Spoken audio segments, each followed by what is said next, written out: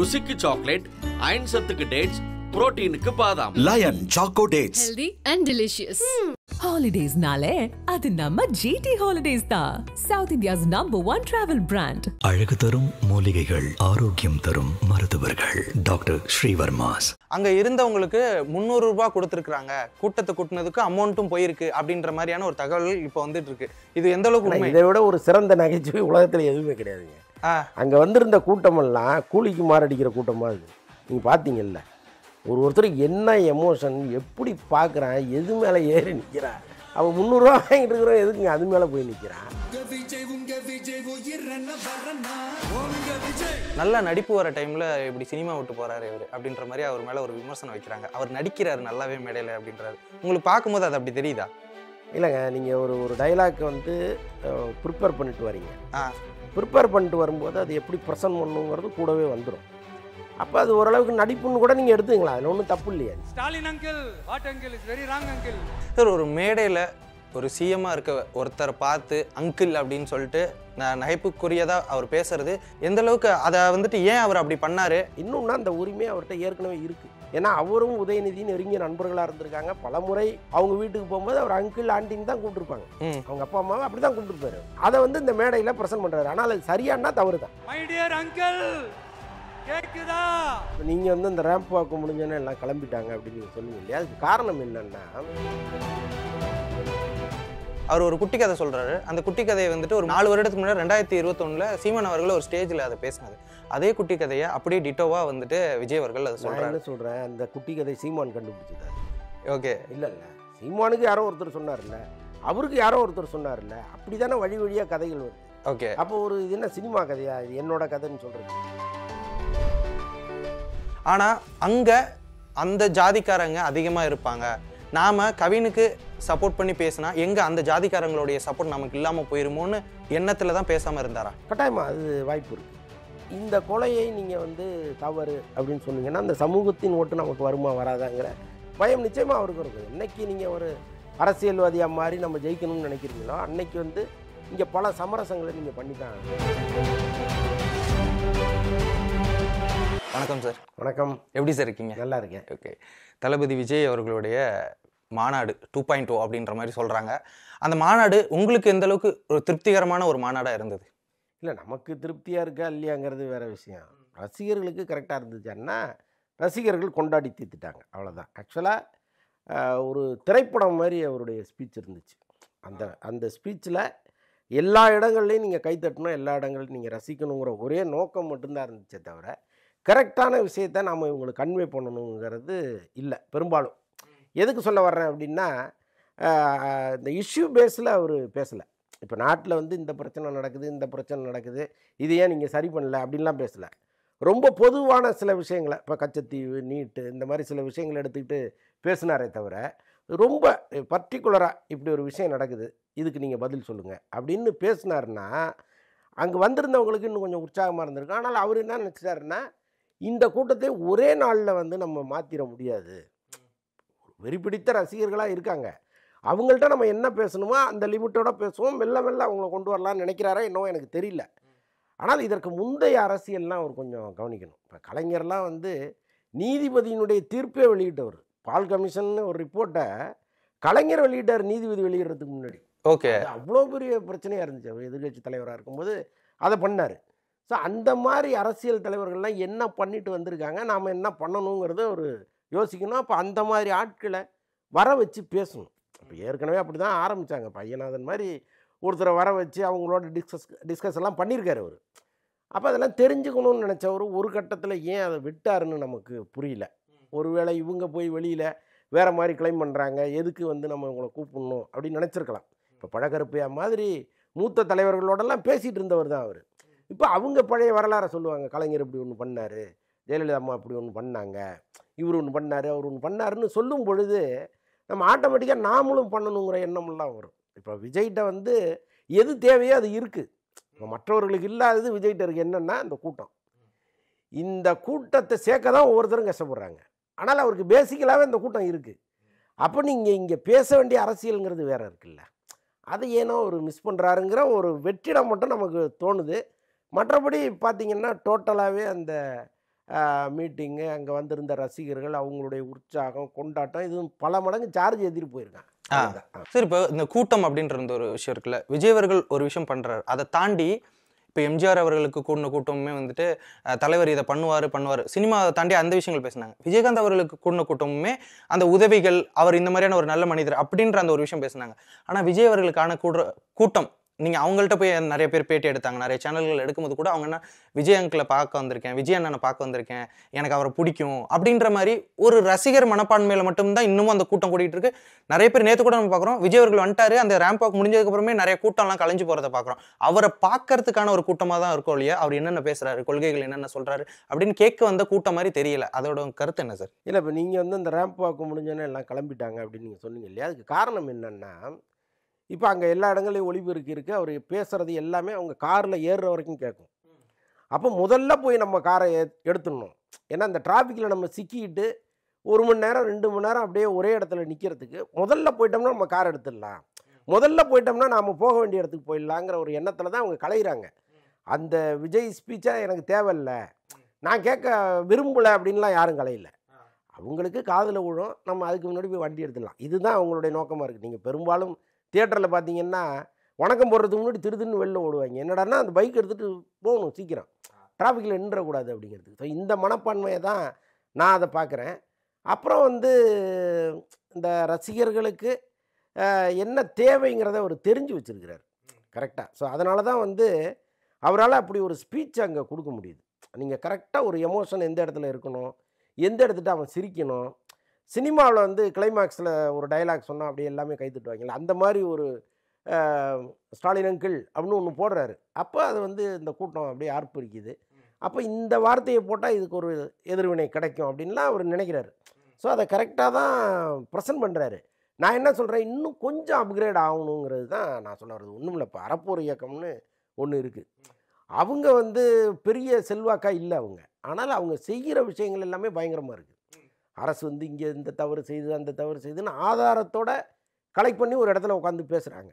அந்த மாதிரி அறப்போர் இயக்கத்தை சார்ந்தவர்கள் நீங்கள் வாங்க, ஏன் தனியாக கடந்து போராடுறீங்க, உன் எண்ணமும் என் எண்ணமும் ஒன்றா தான் இருக்குது, வா அப்படின்னு கூப்பிட்டு பக்கத்தில் உட்கார வச்சுக்கிட்டு நீங்கள் அதை கையில் எடுத்தீங்கன்னா உங்களுடைய இமேஜே மாறிடுமே, இந்தியா முழுக்க நீங்கள் வேற ஆளாயிருவீங்களே.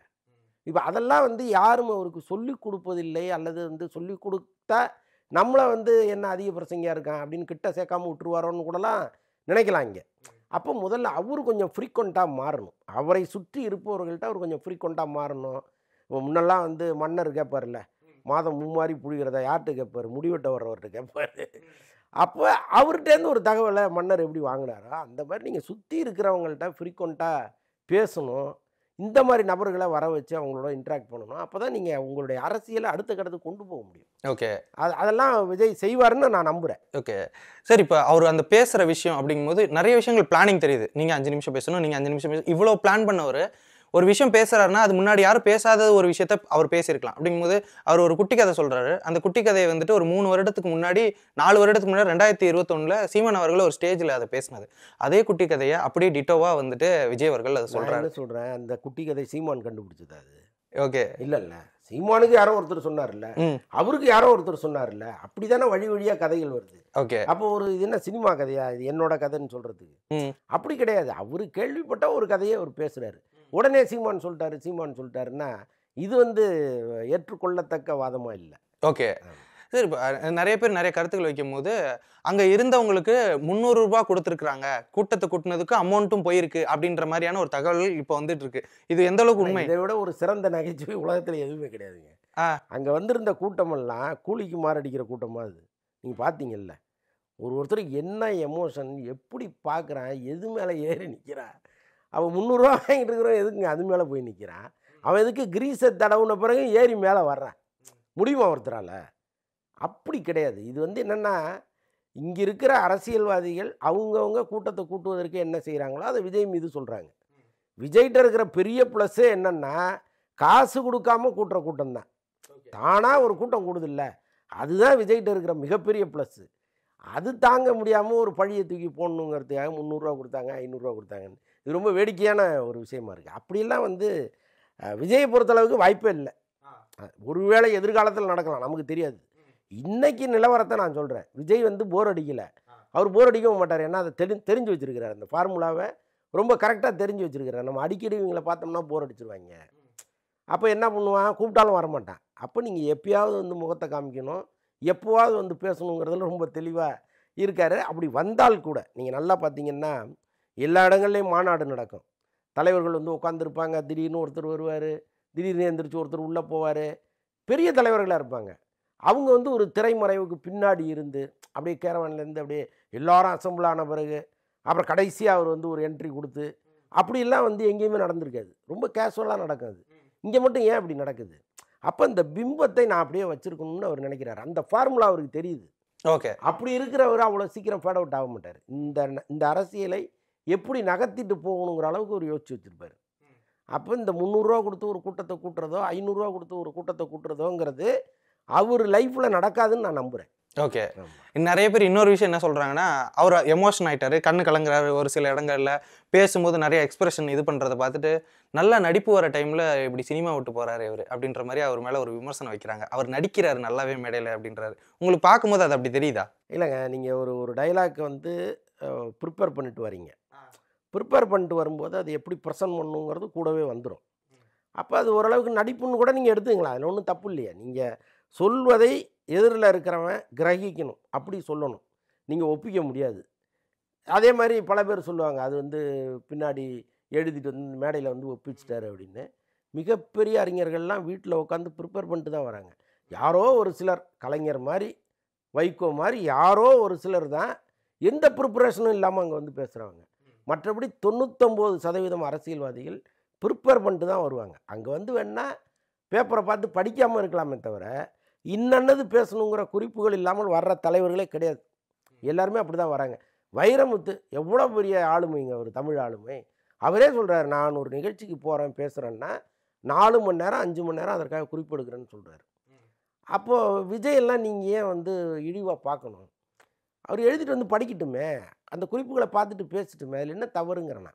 அதே மாதிரி அவர் எக்ஸ்பிரஷன்ஸுங்கிறது கரெக்டாக போய் சேரணும்னு நினைக்கிறாரு. அதுவும் எப்படி தப்பாக முடியும் இல்லையா? ஸோ அதனால் விஜயை பிடிக்காதவர்கள் ஏதாவது ஒன்று சொல்லணும்னு நினைக்கிறாங்க, இப்படியெல்லாம் சொல்கிறாங்க, அவ்வளோதான். Okay sir. ஒரு மேடையில் ஒரு சிஎம்மாக இருக்க ஒருத்தரை பார்த்து அங்கிள் அப்படின்னு சொல்லிட்டு நகைப்புக்குரியதாக அவர் பேசுறது எந்த அளவுக்கு, அதை வந்துட்டு ஏன் அவர் அப்படி பண்ணார், தெரியாமல் தான் பேசியிருப்பார் அப்படின்னு நீங்கள் நினைக்கிறீங்களா, இல்லை தெரிஞ்சே வேணும்னு அப்படி பேசினது? ஏன்னா அதை வந்து நிறைய பேர் தரக்குறைவாக பேசிட்டாரு, விமர்சனம் வச்சுட்டு இருக்காங்க. அப்படிங்கும்போது ஏன் அப்படி போயிட்டு அவர் ஒருத்தவங்க சொல்லணும், ஒரு சிஎம்க்கான ஒரு மரியாதையாவது கொடுத்துருக்கணும்ல? அது வந்து தரக்குறைவாக இருந்துன்னு நான் சொல்ல மாட்டேன்.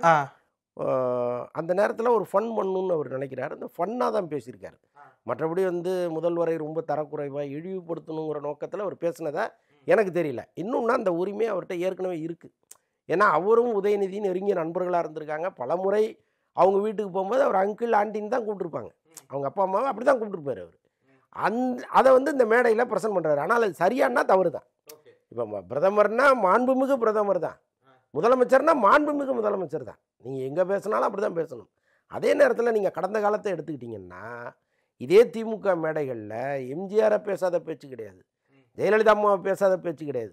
மிக தரந்தாழ்ந்தெல்லாம் பேசியிருக்காங்க எல்லாருமே, பார்த்துருக்கேன். ஸோ அப்படி இருக்கும்போது அதோட கம்பேர் பண்ணும்போது இவர் ஒன்றும் தரந்தாழ்ந்து பேசினதெல்லாம் நமக்கு தெரியவே இல்லை. நீங்கள் ஒப்பிட்ட அளவில் சொல்கிறேன். Okay sir. இப்போ இவ்வளோ பெரிய ஒரு விஷயம் நீங்கள் வந்து ஸ்டாலின் அவர்களை பார்த்துட்டு ஒரு கேள்வி கேட்குறாரு, மோடி அவர்களை பார்த்து ஒரு கேள்வி கேட்குறாரு, எந்த தைரியத்தில் இதெல்லாம் பண்ணுறாரு அப்படின்னு ஒரு கேள்வி வருது. எந்த தைரியத்தில் இதெல்லாம் பண்ணிருக்காரு? ஏன்னா ஈஸியாக இப்போ இந்த விஷயம் அவங்களை அஃபெக்ட் பண்ணுச்சுன்னா அவங்க என்ன வேணால் பண்ண முடியும் இவரை. அப்படிங்கும்போது எந்த தைரியத்தில் இதெல்லாம் பண்ணிட்டு இருக்காரு? என்ன வேணாலும் பண்ண முடியாதுங்கிற இடத்துல இருக்கிறதுனால தான் பேசுகிறாரு. ஏன்னா இன்றைக்கி அவர் பின்னால் திரண்டிருக்கிற அந்த கூட்டத்தை அவர் பார்க்குறாரு.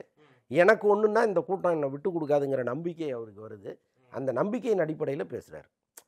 இதுவே வந்து நாளைக்கு அவரை நீங்கள் அரெஸ்ட் பண்ணுறீங்க அப்படின்னா எவ்வளோ பெரிய கூட்டம் அதுக்கு முன்னாடி வந்து நிற்கும்.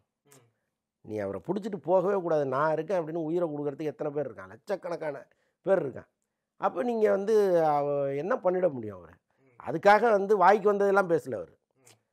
மிஸ்டர் மோடி அவர்களேன்றாரு, மிஸ்டர் ஸ்டாலின் அவர்களேன்றாரு. இது வந்து இது பெரிய குற்றமாலாம் இங்கே கருதப்படாது. ஒரு அடிப்படை நாகரிகமற்ற பேச்சா வேணா இருக்கலாம், எதிர்கட்சிகள் சொல்கிற மாதிரி இருக்கலாமே தவிர இது வந்து ஒரு பெரிய தேசிய குற்றம், இதுக்காக தூக்கி ஒரு 3 மாதம் அவர் உள்ளே போடணுங்கிற அளவுக்கெல்லாம் கிடையாது. Okay sir. ஆரம்ப காலகட்டங்கள்ல இருந்து அவர் கிட்டத்தட்ட ஒரு கடைசி 5-10 வருஷத்துக்கு முன்னாடி வரைக்குமே விஜய் அவர்கள் வந்துட்டு தலைவர்னு ரஜினிகாந்த் அவர்கள் மட்டும்தான் சொல்லிட்டு இருந்தார்.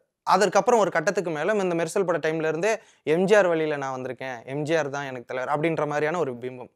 இடத்துக்கு இடம் நேரத்துக்கு அவர் மாத்திக்கிறாரா அப்படின்ற மாதிரி. அதாவது இப்போ இந்த மதுரை மாநாட்டுக்கு போயிட்டு இது வரைக்கும் எங்கேயும் சொல்லாமல் எங்கள் அண்ணன் கேப்டன் விஜயகாந்த் அப்படின்னு சொல்லிட்டு இப்போ அவர் பேர் எடுத்திருக்காரு. ஏன்னா மதுரையில் வந்துட்டு அவர் பிறந்த ஊர், அவருக்கான ரசிகர்கள் கூட்டம் அதிகமாக இருக்குன்னு சொல்லிட்டு அங்கே அந்த பேரை யூஸ் பண்ணுறதா இருக்கட்டும்.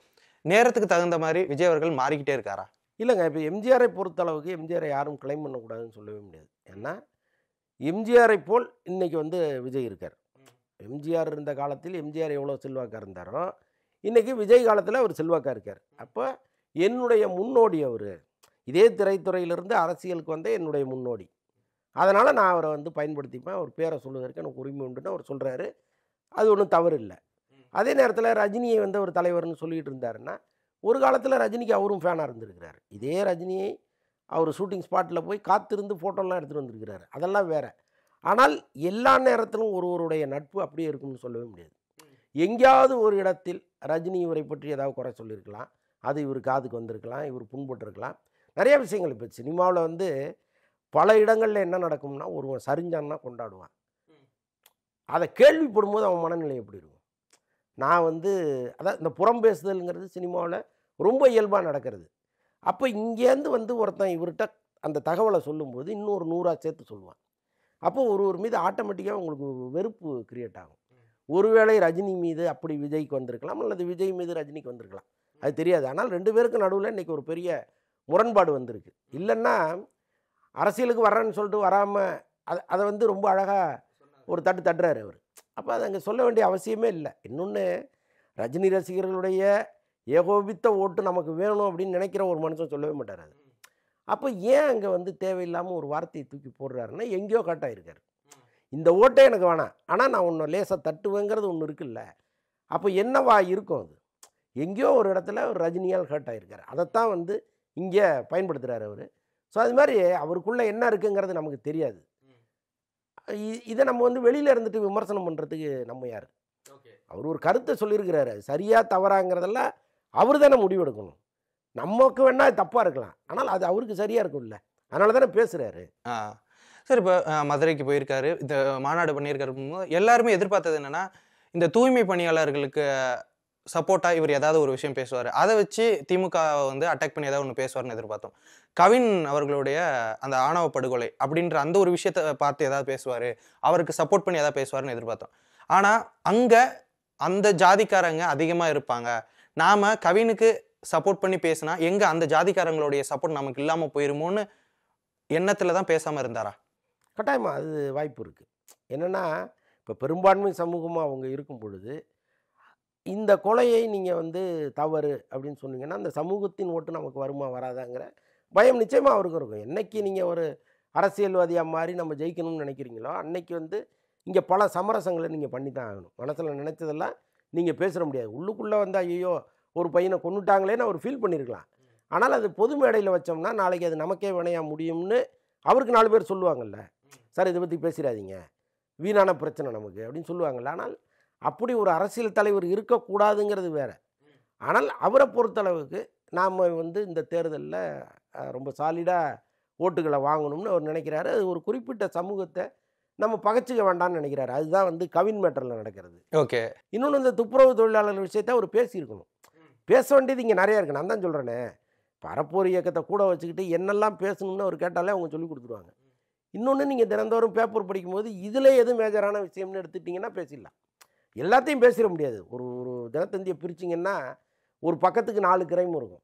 நீங்கள் அப்படியே 16-20 கிரைம் ஒரு மேடையில் பேசணுன்னு அவசியம் கிடையாது. லஞ்சம் என்னென்னவோ இருக்குது, எல்லாத்தையும் பேசணும்னு அவசியம் கிடையாது. ஆனால் இதில் தலையாய பிரச்சனை என்னன்னு ஒன்று இருக்குல்ல, நீங்கள் அதை பேசித்தானே ஆகணும். ஸோ அதெல்லாம் விஜய் ரொம்ப சர்வசாதாரணமாக கடந்து போகிறாரோன்னு நமக்கு தெரியுது. ஆனால் இப்போ தான் நடக்க ஆரம்பிச்சிருக்கிற குழந்தை தான் அவர். அரசியலில் 2வது மாநாடு இது. இப்போ தான் அரசியலுக்கு வந்திருக்கிறாரு.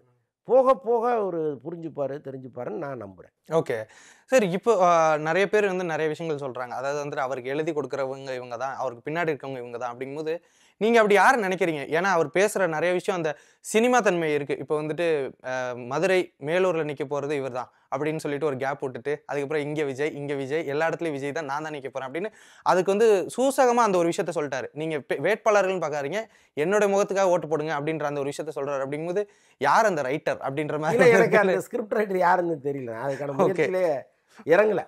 யாரோ எழுதி கொடுக்குறாங்க, பேசுகிறாரு, அது மட்டும் தெரியுது. மற்றபடி இது யாருங்கிற விசாரணையில் நம்ம இறங்கல. வேணா அடுத்த சந்திப்பில் வேணா விசாரிச்சு சொல்கிறோம். கண்டிப்பாக.